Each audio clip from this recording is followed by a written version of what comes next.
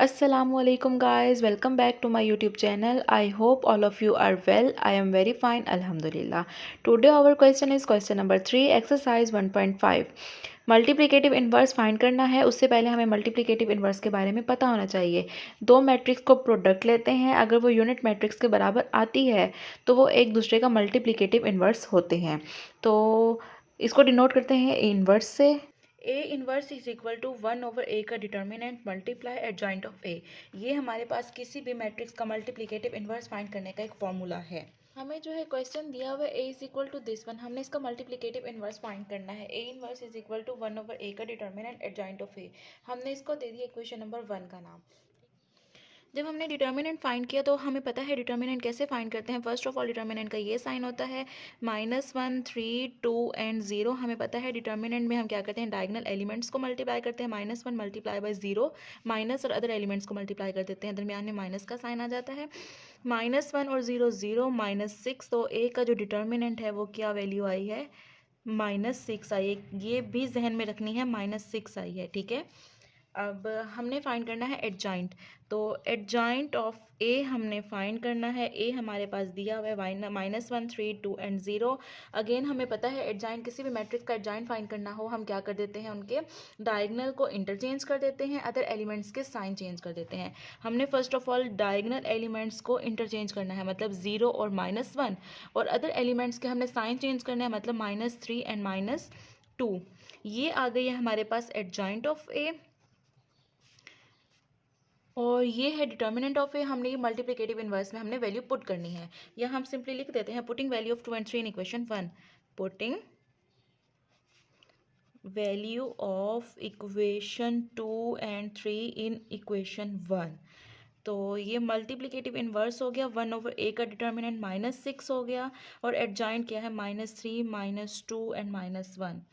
चलें अब हम क्या करते हैं, 1/6 को अंदर मल्टीप्लाई करते हैं, इसको सिंप्लीफाई करते हैं, इसको इक्वेशन को सिंप्लीफाई करते हैं। तो -1/6 को हम अंदर मल्टीप्लाई करते हैं, मल्टीप्लाई -1/6, सॉरी -3 मल्टीप्लाई -1/6। ये -1/6 भी लिखना है, रिपीट बार बार इसलिए कर रही हूँ, कभी आप माइनस का साइन या फिर फ्रैक्शन की फॉर्म को गलत ना कर दें। -1 मल्टीप्लाई -1/6, तो हम ब्रैकेट भी लगाएंगे। तो जो 0 को तो हम जिससे मल्टीप्लाई करते हैं उसको ने तो 0 ही रहना है, माइनस माइनस प्लस हो गया, 3 1 जार 3, 3 2 जार 6, ये हो जाएगा प्लस का 1/2। ये minus minus plus, 2 1 jar 2, 2 3 jar 6, 1/3, और माइनस माइनस प्लस 1/6।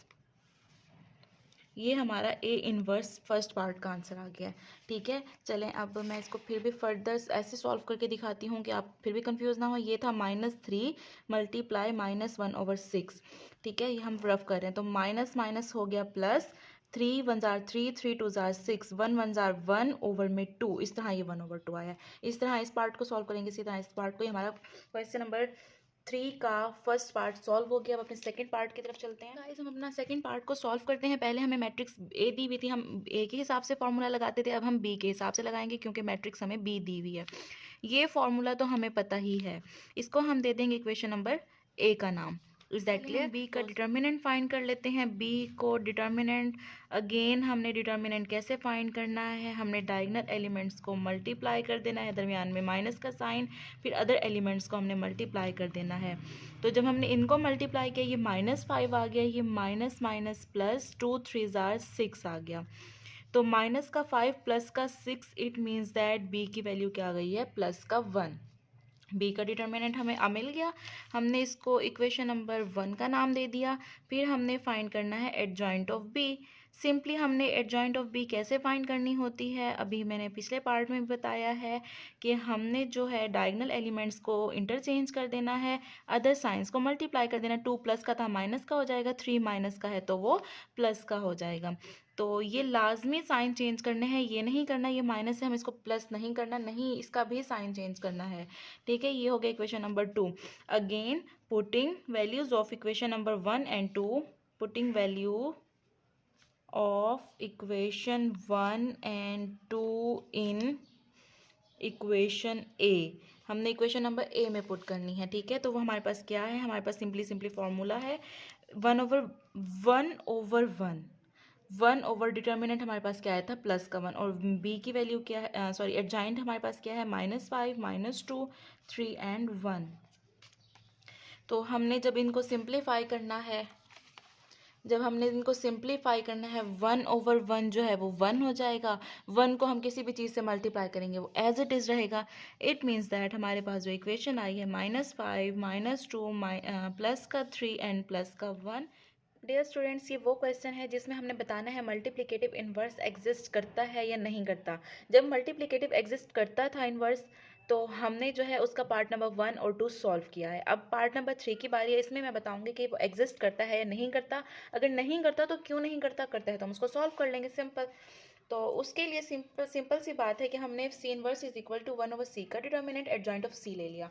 तो सी का डिटर्मिनेंट हमने लिया, जब हमने डिटर्मिनेंट लिया हमने डायगोनल एलिमेंट्स को मल्टीप्लाई किया, -2 मल्टीप्लाई बाय -9, दरमियान में माइनस का साइन, फिर अदर एलिमेंट्स को हमने मल्टीप्लाई कर दिया 3 मल्टीप्लाई बाय 6 18। तो माइनस माइनस प्लस हो गया, 2 9 जार 18 हो गया, दरमियान में माइनस और 3 6 जार 18। एक प्लस का 18 है, एक माइनस का 18 है, इट मीन्स दैट ये 0 हो गया। अब जब C इज इक्वल टू सी का डिटर्मिनेंट 0 हो गया, इसका मतलब ये है कि जो हमारे पास मैट्रिक्स C है ये हमारे पास सिंगुलर मैट्रिक्स है। तो हम ये बात लिखेंगे, the matrix C is a singular matrix, ये सिंगुलर मैट्रिक्स है, so it's multiplicative inverse can not exist, कि इसका जो मल्टीप्लिकेटिव इनवर्स है वो एग्जिस्ट नहीं करता। तो हम इसको सॉल्यूशन की तरफ चलते हैं। अगेन D का inverse is equal to 1 over D का डिटर्मिनेंट और एडजॉइंट ऑफ D। तो हमने D का डिटर्मिनेंट हमने फाइंड करना है, तो D का determinant is equal to 1 over 2 3 over 4 1 and 2। तो हमने क्या करना होता है 1 over 2 multiply by 2, diagonal elements को मल्टीप्लाई करके दरमियान में माइनस का साइन, 1 मल्टीप्लाई 3 ओवर में 4। तो 2 को 2 से डिवाइड कर दिया तो यहाँ पे 1 आ गया, 1 माइनस 3/4 हो गया ये। Is that clear? 1 माइनस 3/4 हो गया। अब इसको फर्दर सॉल्व करते हैं। 1 divided by 4, it means that 4 को जब हम 1 से मल्टीप्लाई करेंगे तो 4 आ जाएगा, और -3 क्योंकि 4 डिवाइडेड बाय 4 1, और ऊपर वाली वैल्यू से मल्टीप्लाई कर देंगे वो क्या हो जाएगा 3। तो ये हो जाएगा 1 ओवर में 4, मीन्स दैट हमारे पास जो डिटर्मिनेंट आया है वो 1 ओवर 4 आया है। इसको दे देंगे इक्वेशन नंबर 1 का नाम, ठीक है। और साथ ही हम एडजॉइंट ऑफ डी फाइंड कर लेंगे। एडजॉइंट ऑफ डी फाइंड करने के लिए अगेन हमने क्या करना है, जो हमारे पास डायगोनल एलिमेंट्स हैं उनको इंटरचेंज कर दिया, और अदर वैल्यूज़ के हमने साइन चेंज कर दिए। दोनों प्लस की थी अब दोनों माइनस की हो गई। अब हमारे पास एडजॉइंट और डिटर्मिनेंट आ गया, हमने पुट कर दी values in equation, putting values of equation 1 and 2 in equation A. तो हमने वैल्यूज पुट कर देनी है, D inverse is equal to 1 over में 1 ओवर 4, 1 ओवर 4। यहाँ बहुत से स्टूडेंट्स मिस्टेक कर देते हैं कि ये तो है फ्रैक्शन, इसको फ्रैक्शन के फॉर्म में लिखना भूल जाते हैं कि हमने ऑलरेडी फ्रैक्शन लगा दिया। Not, D is equal to 1 over 4 है, तो हमने डी का डिटर्मिनेंट हमने ब्रैकेट के नीचे लिखना है, तो ये 1 ओवर 4 यहाँ पर लिखना है हमने, ठीक है। तो साथ ही हम एडजॉइंट ही लिख देते हैं, तो वो हो जाएगा 2 माइनस 3/4 -1 प्लस का 1 ओवर 2। अब हमने इसको सॉल्व करना है, ये हमने जो है ना अपना इसको सॉल्व करना है सोच समझ के, कि ये है बटे का बटा, ठीक है, इसको बोलते हैं बटे का बटा। तो यहाँ पर ये डिवाइड हो रहा है, ये ऊपर जाकर हो जाएगा मल्टीप्लाई। इट मीन्स दैट अगर ये 1 ओवर का 4 है, इट मीन्स दैट कि ये फ्रैक्शन का फ्रैक्शन है, यहाँ से ऊपर चला जाएगा, ये चला जाएगा ऊपर, तो हमारे पास हो जाएगा D inverse is equal to 4 2 minus 3/4 -1 plus का 1/2। अब हमारे पास ये इक्वेशन आ गई है। अब हमने इसको सॉल्व करना है, ठीक है। इसको सॉल्व करने के लिए हमने सिंपली 4 को अंदर मल्टीप्लाई कर देना है। तो 4 को जब हम अंदर मल्टीप्लाई करेंगे, d is equal to 2 multiply by 4 -3/4 multiply by 4 और -1 मल्टीप्लाई 4 और 1 ओवर 2 मल्टीप्लाई बाय 4। हमने अगेन इसको ब्रैकेट में लिख लिया। तो इसको फर्दर सॉल्व करते हैं, 2 4 जार 8। अभी हम इसको सॉल्व करते हैं, यहाँ पे देख लें कि -3/4 मल्टीप्लाई बाय 4, 4 से 4 कैंसिल, तो ये बच गया -3, ये हो जाएगा -4, ये 2 1 जार 2, 2 2 जार 4, ये हो जाएगा खाली 2 2 1 जार 2। तो हमारे पास जो डी का आंसर आया ये आया 8 -3 -4 और ये 2। इसके साथ हमारा क्वेश्चन नंबर 3 कंप्लीट हो चुका है। ये हमें शॉर्ट क्वेश्चन जो है, शॉर्ट क्वेश्चन के लिए बहुत इंपॉर्टेंट है, तो अपना बहुत सारा ख्याल रखिएगा। अल्लाह हाफिज़।